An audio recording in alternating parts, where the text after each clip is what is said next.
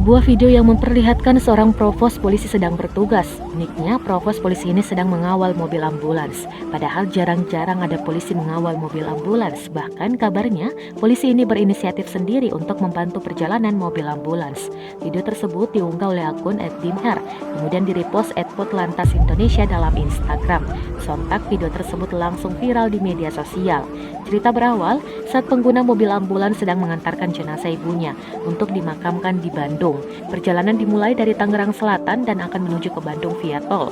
Namun saat perjalanan, ternyata situasi dan kondisi di jalan tol padat merayap, sehingga akses mobil ambulans jadi sangat terbatas karena situasi lalu lintas tersebut. Tiba-tiba muncul provos polisi dengan motor GS 1200 yang mencoba membantu memperlancar perjalanan mobil ambulan. Provos polisi tersebut mengawal dari Pasar Minggu sampai Jatiasi. Kemungkinan polisi tersebut sedang melintas dan tidak sengaja bertemu dengan mobil ambulans. Dengan inisiatifnya ini, polisi tersebut langsung mengawal mobil ambulans. Aksi provos polisi itu langsung menarik perhatian para netizen.